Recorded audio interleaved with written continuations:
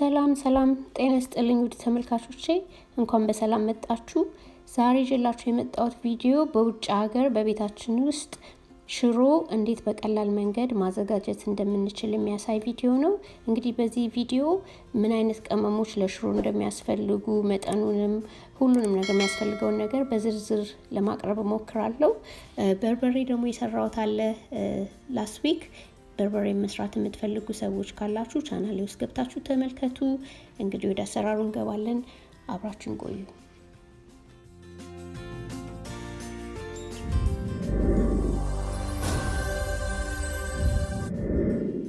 ሽሮውን ለማዘጋጀት የሚያስፈልጉን እርጥብ ቅመሞች ነጭ ሽንኩርት፣ ቀይ ሽንኩርት፣ ጤናዳም፣ በሶብላ እርጥብ ካለን ዝንጅብል እናደርግና ከዛ የሽንብራ ወይንም ደግሞ የአተር ወይንም ሁለቱንም ማድረግ እንችላለን። እኔ ሽንብራ ብቻ ነው እዚህ ጋር መጠቀመው። እሱን እናዘጋጃለን። አጥበን እናደርቀዋለን መጀመሪያ። ከዛ እርጥብ ቅመሞቹን በሙሉ ነጭ ሽንኩርት፣ ቀይ ሽንኩርቱን እንልጥና ለመፍጨት በሚያመቸን መልኩ እንከትፈዋለን። አነሳ አድርገን እንደዚህ።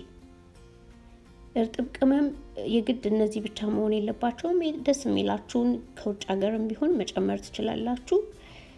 ከዛ ሽንብራውን እንደዚህ እንቆለዋለን። እኔ ማሽን ስላለኝ ነው፣ ግን በምጣድም ቢሆን በእንጀራ መጋገሪያችን ውጪ ለምንኖር እንደዛ ማድርገን ወይ በመጥበሻም እንደዛ መቁላት እንችላለን። ከዛ ይሄንን ይመስላል። እኩል ሆኖ ነው የበሰለው፣ ሳያር ነው። በጣም ከበሰለ በጣም ካረረ ጥቁር ይሆናል ሽሮ። ከዛ በሽንኩርት መፍጫችን እርጥብ ቅመሞቹን እናስገባለን።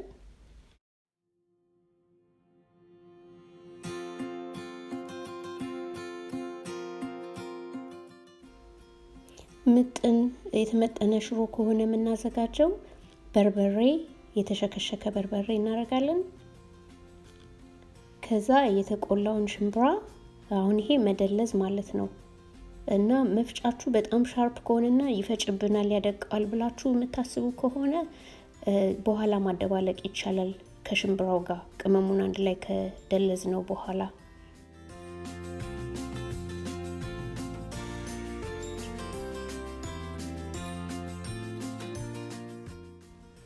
ከዛ ይሄ ተደለዘ ማለት ነው። በደንብ ተያይዟል፣ በደንብ ተዳርሷል።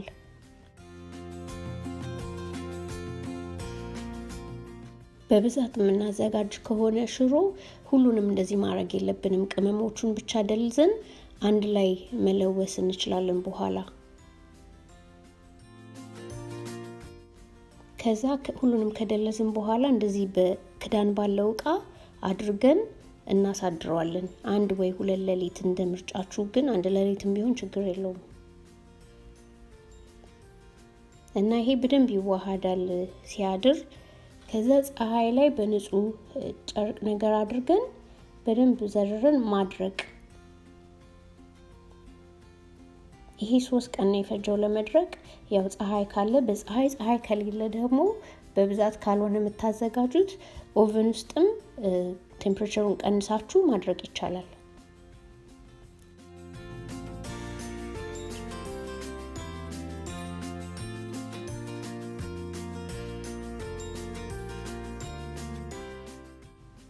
ከዛ ቆሻሻ እንዳይልበት ንፋስ ምናምን ቆሻሻ በኋላ እንዳያረግበት ከላይ በነጠላ ነገር ማልበስ። ይሄው እንግዲህ ደርቆ ነው። ይሄ ሽሮ በጣም መድረቅ አለበት። ካልደረቀ ሲፈጭ በደንብ አይደቅላችሁም። ደቆ አይፈጭም፣ ያስቸግራልና በደንብ ይድረቅ፣ እንደ በርበሬ ስለማይታመስ ማለት ነው። ከዛ ደረቅ ቅመም እናዘጋጃለን። ጦስኝ፣ ኮረሪማ፣ ድንብላል፣ በሶብላ፣ ነጭ አዝሙድ፣ ጥቁር አዝሙድ፣ አብሽ፣ የጤናዳም የደረቀ ፍሬ ሳይበዛ። ጥቁር አዝሙዱን ደግሞ አታብዙት፣ ሽሮውን ያጠቁራል አለበለዚያ።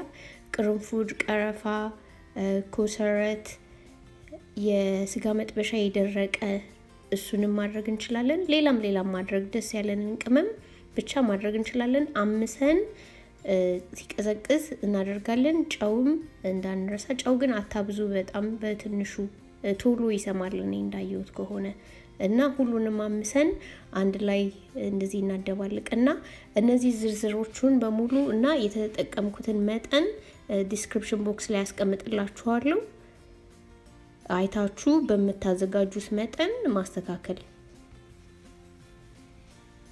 ከዛ የደረቀውን ቅመሙን ያመስነውን ከሽሮ ጋር ከሽንብራ ወይ አተሩ ጋር እንደዚህ እናደባልቀዋለን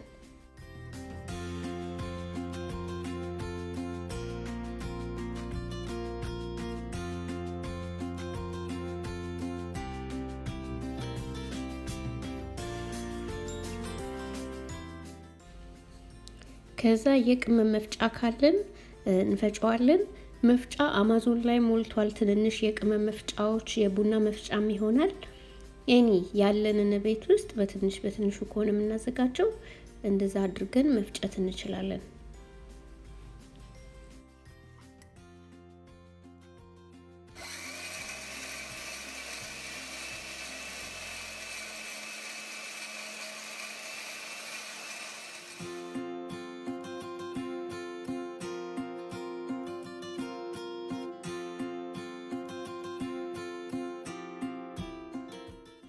ሽሮ እንግዲህ ይሄንን ይመስላል እኔ ያዘጋጀሁት ከለሩም በጣም ቆንጆ ነው እንደዚህ ስትመለከቱት ጣዕሙ ራሱ በጣም ሽታውም እንዲህ ልክ ክዳኑን ስትከፍቱት የመፍጫውን በጣም ያውዳል እና ይሄ ሽሮ በርበሬ አያስፈልገውም ሲሰራ ዝም ብለን ቲማቲም ሽንኩርት ዘይት አድርገን ብቻ ሁሉ ቅመም ስላለው ብዙ ቅመም አያስፈልገውም ማንተክተክ ብቻ ነውና በጣም ቆንጆ ሽሮ ነው እንደዚህ በቀላል መንገድ ቤታችን ውስጥ ማዘጋጀት እንችላለን በተለይ ቤተሰብ ላለማስቸገርና ከኢትዮጵያ ማምጣት ለማትችሉ ሰዎች ይሄ ቆንጆ መፍትሄ ነው ብዬ አስባለሁ እንግዲህ ይሄን ቪዲዮ ከወደዳችሁት ላይክ ኮሜንት እና ሼር ማድረግ አትርሱ አዲስ ይሆናችሁ ሰብስክራይብ በማድረግ ተቀላቀሉ ሌላ ደግሞ በርበሬ የሰራሁት አለ ከዚህ በፊት የዛሬ ሳምንት ወር 2 ሳምንት እሱንም በርበሬ ማዘጋጀት የምትፈልጉ ሰዎች ገብታችሁ ቻናሌ ውስጥ ተመልከቱ እስካሁን ስለተከታተላችሁኝ በጣም አመሰግናለሁ